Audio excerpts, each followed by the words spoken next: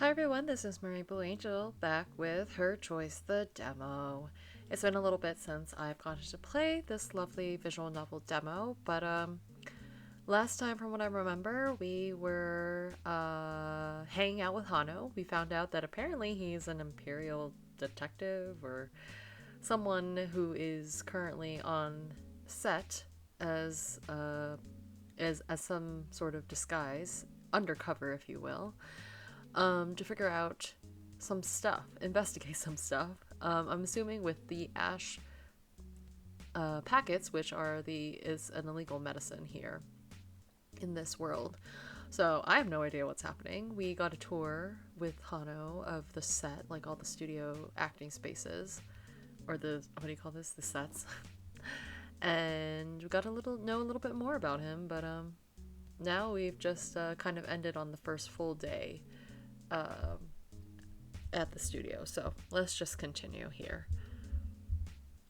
As I stand around at the corner waiting for my sandwich and coffee order, I can't help myself from taking out the bottle of water to examine it again. Rajar was giving me goosebumps back there. I try to force myself into taking a sip just to defy him and building my paranoia. But I can't. Maybe I should just throw it away. Huh. Just as I'm putting the bottle back into my bag. Oh, I don't remember your voice. My, what a happy coincidence to run into you again. It must be my lucky day. Ugh. Talk of the Durgar. Like talk of the devil. Rajar appears out of nowhere, still wearing his acting suit and that cryptic smile he gave me earlier. Without half a warning, Rajar reaches into my still open bag and plucks out my book. Hey, don't just go putting your hands into other people's bags. The Tale of Arama and Hurin. The Tale of wait. The tale. I already forgot the voice that I was doing. The Tale of Arama and Hurin. Ironic that you enjoy this book, or rather, maybe fated. Rajar's gaze lingers on me, as if we were sharing some kind of silent understanding. He makes no sense at all. I stick up my hand expectantly. Listen, just because you are a celebrity, you can't just... Rajar doesn't let me finish. His smile grows a little wider, and he leans in a little closer. Do you know of that crimson carnation without whom the story of those two would be forever left incomplete? Huh? That does it. I snatch the book from him and cradle it in my chest. I haven't finished reading it yet, so no spoilers, thank you very much. I turn away from him to make sure he gets my point. Thank the gods, Hano, come rescue me. Even though a small nod is all the acknowledgement Hano gives Rajar. He slides up to the counter and casually wedges himself between us, forcing Rajar to take a step back. Oh, Hano, thank you. Smooth. Good job back there on set, Hano. You really know how to put the rest of us to shame. I was just doing the work assigned to me. There is no need to praise me for it. That wasn't a compliment, Hano. Maybe he just doesn't care. So he doesn't, it doesn't really matter. Says he's trying to investigate rather than actually be an actor. Oh, who knows? I'm making an assumption there. Even though Rajar's tone is dripping sarcasm, Hano doesn't seem to have noticed in the slightest. He's not faking it. He really doesn't get it. Since you are here, Rajar, let's take advantage of this happy coincidence. Hey, if you heard that, you could have stepped in a little earlier. I have some questions for you, Rajar, so why don't you join us? Oh?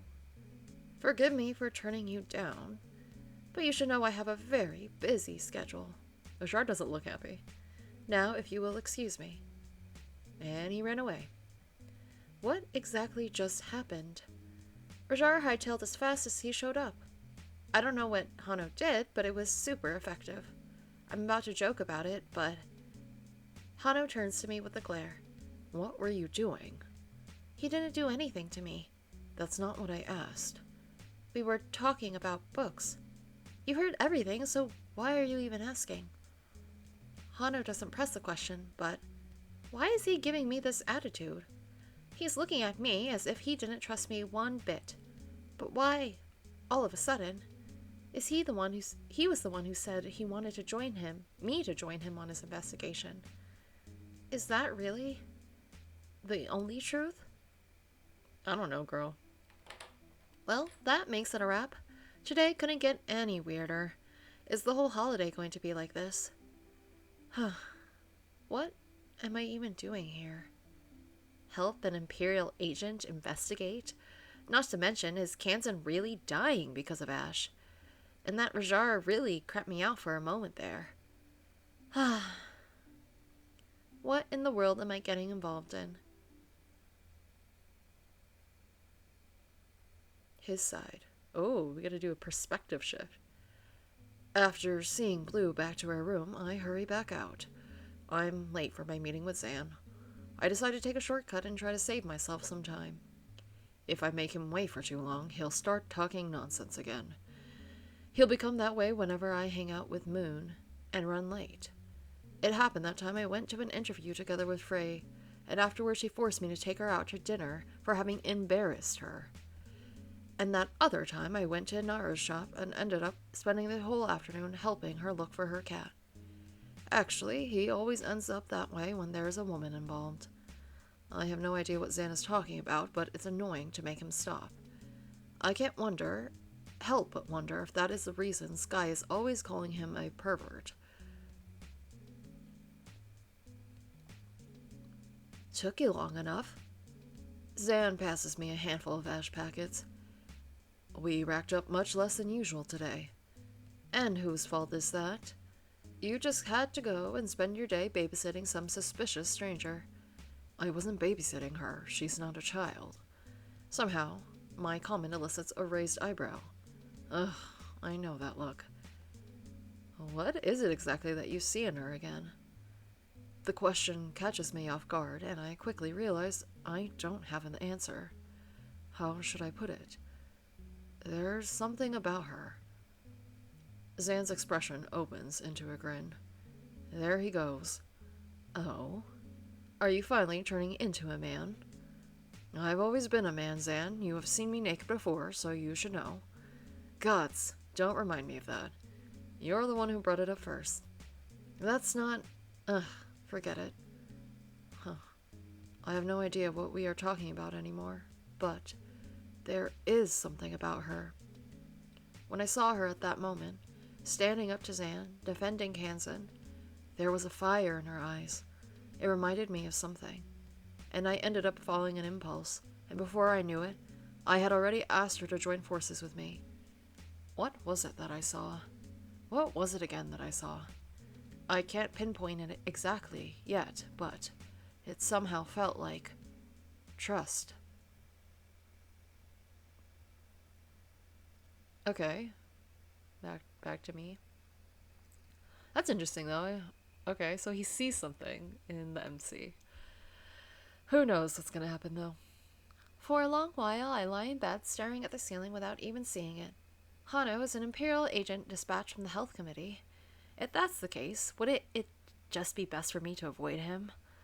Investigating Ash together, that's a setup for disaster.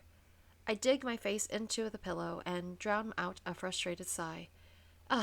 Why didn't I refuse in the first place?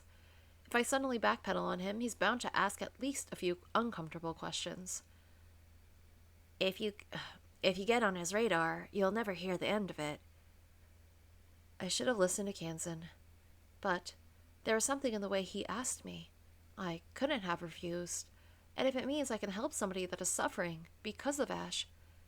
What am I even trying to achieve here?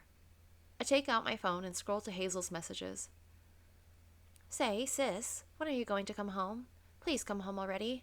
Mom and Dad will definitely forgive you, so... No matter how far and wide I dig the net, I can't find any proof that anything Hano said about himself is true. Of course, since he's undercover, they would have had to wipe all their tracks, but isn't this just a little too convenient? Maybe I can ask Neela, being that she's a huge fan of Hano's. Hey, Neela, just out of curiosity, do you know anything about what Hano used to do before joining Totes? Hano? He was a fencing athlete. He won several important competitions in Joden, though it's not like he became famous for it or anything. I mean, Joden being good at sports is more the norm rather than something to write home about. So he didn't go to acting school. From his acting, you can tell he didn't, right? So even Neela acknowledges how bad his acting is. How did he land the role again? Hmm. Wasn't it because of his fencing skills? The Jonan arc is more action oriented after all. Everyone is saying that, but we go on chatting for a while until I get so drowsy my eyes can't stay open anymore. But the whole time, there is a question that keeps lingering in the back of my mind. Hano, just who in the Empire are you? Mysterious. Oh my gosh, that's a demo. Okay, so that's great. I'm gonna have to cut this really short because it's only been like 11 minutes. But that was Hano's route in the demo. I think I'm doing Xannis's route next and then Kansas, I believe. I'll have to check what the recommended order is. I'm quite curious about Hano at this point. And I like I'm not sure exactly how it's going to go, but I really like the game so far. So I'm going to be playing this again soon. If I'd known that the demo would have ended, I would have added on these 11 minutes to my last video. So, yeah, I'll just keep you in suspense. I'll come back with another part soon. Um, if you're enjoying Her Choice, the demo, please check it out. I'll leave the link in the description for the game page so you can check it out for yourself because it's really fun so far, and I really like the art and the story and the characters. I'm solidifying a little bit more how the voices are gonna go for these four in general, but it's fun. I like really like there's a lot of like background story also to it. It makes it very interesting. But anyways, thank you so much for watching. I hope you have a good rest of your day, and I will be back soon with another part of Her Choice. I believe it should be Xanis next, so we'll see. I'll miss Hano, but we'll move on to Xanis. Okay, bye!